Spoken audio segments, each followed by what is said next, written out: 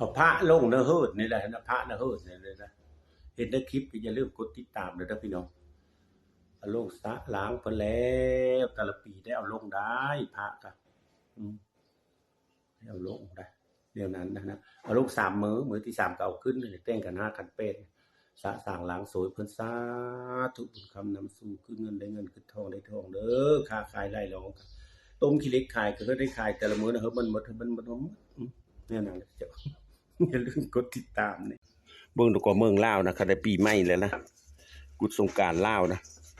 คณะดอกคูณน่ะเป็นราคาเท่าเจ้านะ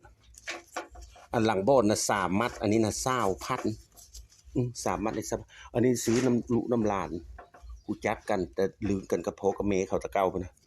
3 มัดอันนี้15,000 กีบนี่คันบ่อนอื่นน่ะ20,000 25,000มันซาดอันนั้นซาดในอื่นโอ้ยคนน่ะซื้อแต่อันนั้นอยู่ในตลาดนะเขาได้ส่งอันนี้นะอันนี้เนี่ยมีแต่แพงอันนี้ส้มโปยนี่นะส้มโปยแล้วก็ขีมีน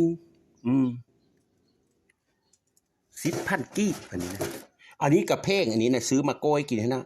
มื้อวานนี่ขึ้นเยอะกินก้อยไข่มดแดงลงตลาดลักเป็ดบ่มีก็เลยมื้อนี้น่ะลงตลาดใหญ่น่ะหนังกินกาแฟแล้วก็ไปหาเลาะซื้อนะ50,000ประเดี๋ยวนี้นะก็บ่ติเขาเนาะเขาไปแย่นะกระตูเขาจนเปื่อยงามมือเนี่ยเละอยู่ได้อันพวกที่อันนั้นนะพวกที่อันแย่แฮมมดแดงน้ำนี้นะเปื่อยจนหมดได้มีตีนะนี่ซื้อมากินกับข้าวผู้เฒ่านะกินของข้าวแล้วกินมะม่วงเฮาไปนั่นน่ะได้อันในซ่านอันนี้เอามามัดเสื้อนะโหประตูเฮิรนประตูซ่านนะเจ้าที่ตามทางคลิปคอยเด้อเจ้าเด้อเท่านั้นเลยเด้อโอ้ยเฮอคำเฮอคูนในบันนี้ที่โตไปนี่โตนาไปนี่นะประตูเฮาเฮิรนก็มีไม้คูนใบย่อคำคูนหนูนหึนพี่น้องเอ้ยส่งท้ายปีเก้าต้อนรับปีใหม่ฟังดอกก็เสียงตูมันคืนสอดแจงได้ยินอยู่บ่สู้ได้ยินเข้าอยู่บ่เนาะมัดไม้คูนไม้ย่อมีครบดอกไม้ดอกไร่นะนะโศกเฮอมานตอนนี้ต่อไปนะถือเลข6 ตัวเด้อเทวบุตรเทวดาพญาอินทร์พญาพรหมฮีดไม่ได้มองข้อมีได้เศร้าโผเมพาเฮ็ดตั้งแต่เก้าผู้ขันปีไม่เล่าแล้วก็เนื้อเฮือนเนื้อซานมีใบคูนใบย่อแล้วเพิ่นมัดซะนะแนวนี้แล้วพวกเจ้าเห็นในคลิปเขาก็อย่าลืมกดติดตามคอยเด้อเจ้าสิเอาพระลงหลางลงสะลงสมเลยเนื้อเฮือนนี่ก็มีพระนะหาอยู่วัดเนี่ยยังไม่ได้ไปเห็นเนื้อเฮือนตัวเองก่อนพระก็เพิ่นเอาลงแหละติดตามทางคลิปคอยเด้อเจ้าเด้อนะคนมัดดอกคูณดอกย่อเสื่อมมีเมื่อดอกไม้นะจะถูกกว่ามาบดุลบดาลมาเบาเลขเขาได้6 ตัวนะ6 ตัว4 ตัว5 ตัวเบาเมิดนะเอามันมันฮิกเนี่ยเฮิรนค่อยละอันนี้นกเจ้านะ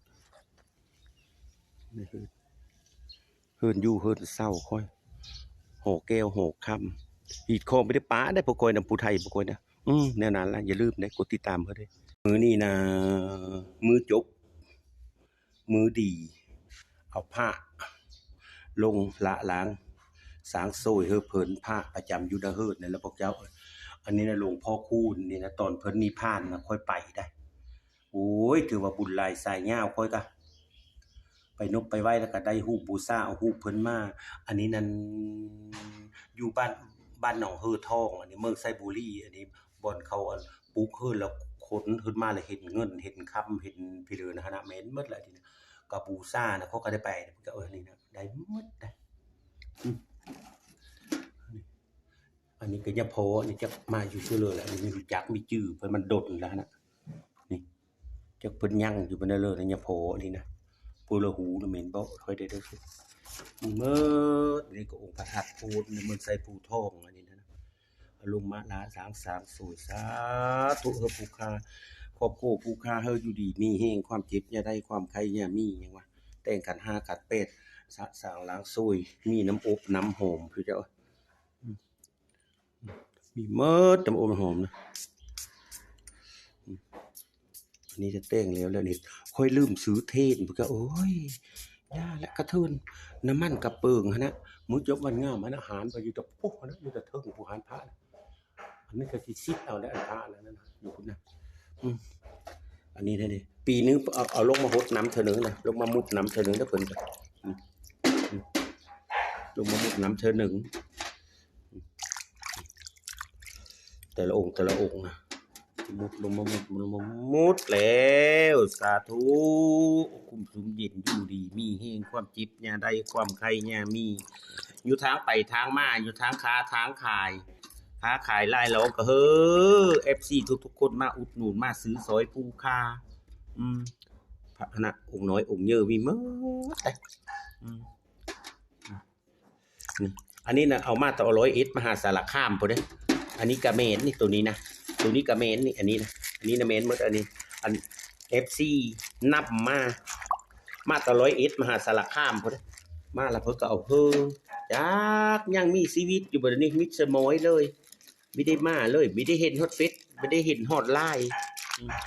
เพิ่นเอามาตอนบูซ่าไม่ได้อ้ายเด้ออันนี้นะหินดำอันนี้นะดำดีเพิ่มไม่ได้แล้วจะเขาเอามาได้นี่นะหินดำนี่นะมีแต่ค่ำทั้งนั้นนี่น้องหนุ่งเฮ็ดเวทแล้วก็เอาติดไทยติดถงมากูได้กูเยอะนั้นเด้กูจะได้บูซ่าเด้เอาเว้นให้ลูกหลานบูซ่าเนี่ยนั้นเด้อสิเจ้าสะล้างสางสุยคนโอ้ยวัดจบวัดงามแล้วเจ้าลงล้างแล้วปีหนึ่งได้ฮิตข้องเล่าแนวนี้เจ้าฮิตข้องเล่านะแนวนี้ได้แนวนี้ได้ฮิตข้องเล่า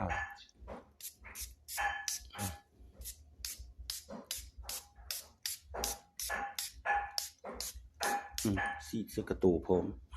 เพื่อมันโหมแนวนั้นแล้วสิจะอย่าลืมติดตามทางเฟซก็ได้เด้อนี่น้ำหอมกัน3 มื้อกำหนดมันนะวิด3 มื้อแล้วก็เอาขึ้นแล้วบัดนี้นะแนวนั้นแล้วสิจะติดตามทางคลิปก็ได้เด้ออันนี้แหละเฮิร์นค่อยนะเฮิร์นไม่ได้เยอะนะพวกเจ้ามันมีห้องแถวทางนอกเฮิร์นค่อยแล้วรีวิวเขาเบิ่งสิเด้ออันนี้ไม้ประยูงนะเนี่ยนะไม้ประยูงลุทรายเอามาเก็บเป็นลุหลานเบิ่งนะแม่นหมดแหละนี่นะแม่นหมดแล้วนี่ไม้ประยูงนะไม้ประยูงแม่นหมดละนี่นะมันสร้างเอามานะมาโอนนะแม่นหมดได้ตัวนั้นก็ได้อะไรนี่โคโลนะเป็นนั้นนะตัวนี้ก็นะตัวนี้ก็บักเยอะไม้ประยูงนี่อะไรมันเป็นยูเลยเม้นเมื่อไหร่ทีนะเป็นเพนนี่ได้เม้นแนวนั้นนะเห็นในคลิปอย่าลืมนะเกี่ยวเลยกดไลค์กดซับสไครบ์กดกระดิ่งเขาเลยเอาผ้าเอาเจ้าลงแล้วก็กินข้าววันนี้นะอันนี้นั่นเก่งอันกระดูกหมูเก่งกระดูกหมูเสื้อนออ้อยไปเฮิร์นลานไปตัดเอาอันเตยนะไปขายมื้อนึงนะลานเพอผัดตัดทิมเข่ารถไม่ได้อ้อมก็กระซ้อมเอาบันนี้ซ้อมเอานออ้อยนะเมื่อกูสิบ่อ้อมซื้อกระดูกหมูก่อนวะก็ดิมันหลอดเซฟแต่เทนั่งเล่าแนวหนึ่งได้นั่งเล่าซุ่มอันนี้นออ้อยนะมันเป็นสีหวานเดี๋ยวอ้อมนออ้อยซื้อกระดูกหมูกระเซฟคือกันอันนี้ก้อยไข่มดแดงนะ50,000จะซื้อลงตลาดเสานี่ซื้อเอา